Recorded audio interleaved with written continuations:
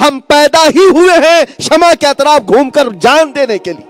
اسی طرح میں آج سے کہتا ہوں جو دنیا ہم سے یہ سوال کرتی ہے پھر بھی آپ عزت رسول کی بات کیوں کرتے ہیں, ان حالات میں عشق مصطفیٰ کی بات کیوں کرتے ہیں؟ مارے جاؤ گے, کاٹے جاؤ گے. ہم خوشی سے کہتے ہیں ہم دنیا میں آئے ہی ہیں اس کام کے لیے. یا رسول اللہ, دہن میں زبان تمہارے لیے, بدن میں ہے جان تمہارے لیے. ہم آئے یہاں تمہارے لیے اور اٹھے بھی وہاں. ہماری زندگی کا مقصد یہ ہے, زندگی یہ نہیں کسی کی کسی کے لیے, زندگی ہے نبی کی. اور نہ سمجھ مرتے ہیں زندگی کے لیے, جینا مرنا ہے سب کچھ نبی کے لیے. یہ بات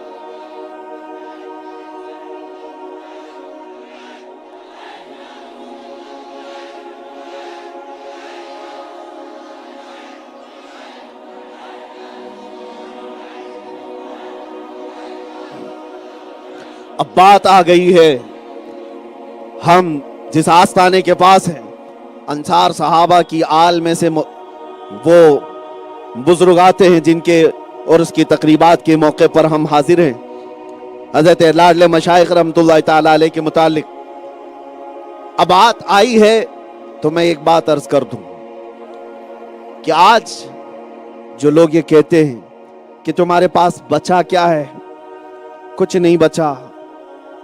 غربت ایسی آ گئی ہے کہ لوگ تھوڑے تھوڑے پیسوں کے لیے اپنے پارٹیاں بدل رہے ہیں, جماعتیں بدل جا رہے ہیں. تو یہ جو حالات ہیں اس کے لیے انصار صحابہ کی ایک مثال میں آپ کو بتا دوں. سنی مسلمانوں, ہم غریب ہی صحیح, ہمارے حالات بہت پیچیدہ ہی صحیح, اس لیے کہ مجھے کبھی کبھار جلسوں میں جانے کے وقت لوگ جو پہلے سے کہتے ہیں کہ حضرت یہاں یہ معاملات ہے یہ معاملات ہے, سن سن کر کے میں سوچتا ہوں کس معاملے میں بات کریں. اخلاق میں بگاڑ, لڑکیوں کی بے پردگی, نشہ کا عام ہونا, بے حیائی, گناہوں کے اڈوں پر رات دن گزر بسر, انٹرنیٹ کی بلا نے نوجوانوں کے دین کا تو قتل کر دیا ہے. ان کی آنکھوں سے حیات ختم ہونے کو آ گئی. بہت سارے مسائل ہیں, کس پر بات کریں سمجھ نہیں آتا. تو پھر ہم گھوم پھر کر کے آتے ہیں, سب کا علاج ایک ہی ہے, ایک ہی ہے. کون کون سی برائی کا ذکر کریں اور ان کا سد باب کرنے کی ہم کوشش کریں. ہم بکھرے ہوئے ہیں, ٹوٹے ہوئے ہیں, یہ بات صحیح ہے. لیکن پھر بھی ایک بات دل میں یہ آتی ہے کہ ہم اتنے ہی ٹوٹے بکھرے ہوئے ہیں, یہ جماعت اس کا کوئی قائد ہی نہیں رہ گیا. یہ بے قائد کے بے پرچم کے تتر بتر ہے, بکھری ہوئی ہے, اتنی ہی بکھری ہوئی ہے, اتنی ہی ٹوٹی ہوئی ہے, اتنی بیکورڈ ہے. تو پھر میں کبھی کبھار سوچتا ہوں یہ 24 گھنٹے پھر میڈیا ہم پر بھوکتی کیوں ہے, کیوں بھوکتی ہے؟ اگر ہم کچھ نہیں ہیں تو خاطر میں ہی نہیں لانا چاہیے. جن کے وجود کا کوئی مطلب ہی نہیں ہو تو وہ تو ذکر کے بھی لائق نہیں ہونا چاہیے. لیکن جس چینل کو بھی کھول کے دیکھو, ہماری داڑھی ہماری ٹوپی, ہمارا برقع ہماری مسجد, مینار کبھی گنبد کبھی قرآن کبھی حدیث, یہی ساری چیزیں نشانے پر کیوں ہیں؟ پھر ہمیں احساس ہوتا ہے یہ بات غلط پھیلائی گئی ہے کہ ہم کچھ نہیں ہیں. یہ بات غلط پھیلائی گئی اور ہم کو ڈر اور سہم کے رہنے کے لیے یہ بات پھیلائی گئی ہے کہ تم ٹوٹے بکھرے ہوئے ہو, بیکورڈ ہو. حالات تو بتا رہے ہیں کہ ہم ٹوٹے بکھرے ہوئے ہیں, لیکن یہ کتے بھونک کر کے تو بتا رہے ہیں نہیں ٹوٹے بکھرے ہوئے نہیں ہو.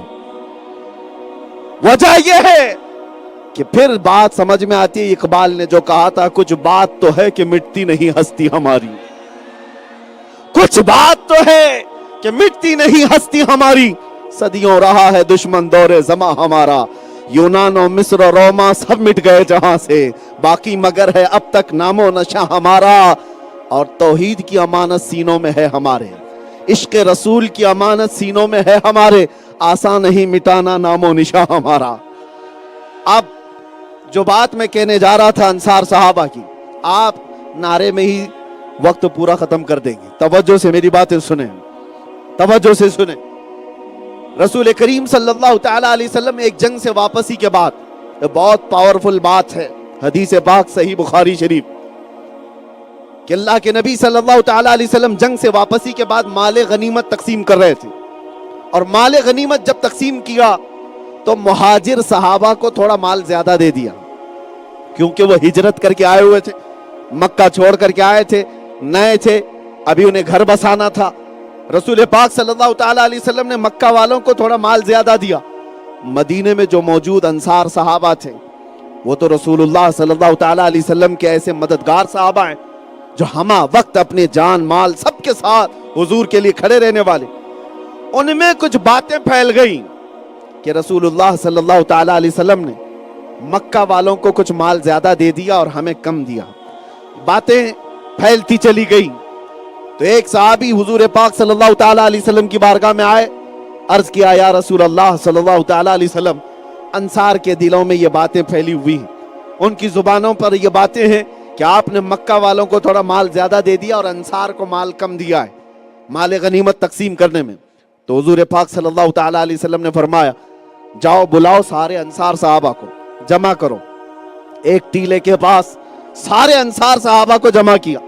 توجہ چاہتا ہوں میرے عزیزو, حضور پاک صلی اللہ تعالیٰ علیہ وسلم کے پاس جب انصار صحابہ آئے تو ان سے میرے آقا نے پوچھا کیا تمہارے دلوں میں یہ بات آئی ہے کہ میں نے مکہ والوں کو تھوڑا مال زیادہ دے دیا اور تمہیں مال کم دیا ہے؟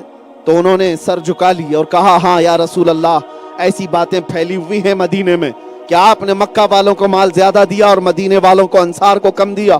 اب سنو جو بات پتے کی ہے, میرے آقا صلی اللہ تعالیٰ علیہ وسلم نے جو خطبہ دیا, ارشاد فرماتے ہیں اے گروہ انصار, کیا تم وہی جماعت نہیں ہو کہ ہم جب مکہ سے یہاں آئے تھے تو تم جس حالت میں تھے اللہ تبارک و تعالیٰ نے میری بدولت تمہیں ایمان عطا کیا. کیا اللہ تبارک و تعالیٰ نے تم آپس میں لڑتے تھے, میری بدولت اللہ نے اتفاق عطا کیا. صحابہ سے حضور پاک صلی اللہ تعالیٰ علیہ وسلم یہ سوالات کرتے رہے اور انصار سب چیزوں کی تصدیق کرتے رہے, یہاں تک کہ میرے آقا صلی اللہ تعالیٰ علیہ وسلم اخیر میں کہتے ہیں اے گروہ انصار, کیا تم اس بات کے لیے راضی نہیں ہو جو میرے بیان کرنے کا مدعا ہے, جو میرے بیان کرنے کا خلاصہ ہے, جو دنیا ہم سے کہتی ہے کہ تمہارے پاس کچھ نہیں ہے, تم غریب ہو, تمہارے پاس کوئی اسباب نہیں ہے, ان کے لیے میں یہ حدیث عرض کر رہا ہوں. حضور نے انصار سے کہا کیا تم اس بات پر راضی نہیں ہو کہ میں نے ان لوگوں کو تھوڑا مال زیادہ دے دیا اس لیے کہ وہ گھر بسانے والے ہیں, وہ مال لے کر کے جائیں. اے انصار تم اللہ کا رسول لے کر کے جاؤ, تم اللہ کا رسول لے کر کے جاؤ. انصار کہتے ہیں حضور کی اس بات پر ہم اتنا روئے تھے کہ ہماری داڑیاں بھیگ گئی تھی. اس کے بعد پھر چاہیے کیا, نبی پاک صلی اللہ تعالیٰ علیہ وسلم بیان کرتے رہے اور پھر اس کے بعد ارشاد فرماتے ہیں ساری دنیا ایک وادی میں جمع ہو جائے اور انصار ایک وادی میں, تو محمد اللہ کا رسول انصار کی وادی میں جانا پسند کرے گا. یہ میرے آقا نے جب فرمایا تو یہ اعزاز کتنا ہے. میں آج اس حدیث کو اس لیے عرض کر رہا ہوں, دنیا اگر ہمیں چھوڑ چکی ہے تو کوئی بات نہیں, آمنہ کا لال کبھی ہمیں نہیں چھوڑے گا. ہمارے ساتھ وہ دولت ہے, ہمارے ساتھ وہ محبت مصطفیٰ کی معیت ہے جو ہمیں پاورفل بنا رکھتی ہے. آپ کو کیا لگتا ہے کہ ظالموں کے بیچ جو بہت سارے, ہم ہی نہیں بہت سارے لوگ آزمائش کے شکار ہوئے ہیں, انہیں کون سی چیز مضبوط رکھتی ہے, کون سی چیز انہیں بغیر ڈرے رکھتی ہے؟ لوگ پوچھتے ہیں کہ 200 کے بیچ میں بھی کیسے چل سکتے ہیں, کیسے گھبرائے بغیر جی سکتے ہیں. میں آپ سے کہتا ہوں اگر تمہارے اندر یہ احساس ہو اللہ کے رسول میرے ساتھ ہیں تو دنیا کی کوئی طاقت تمہیں خوف زدہ نہیں کر سکتی.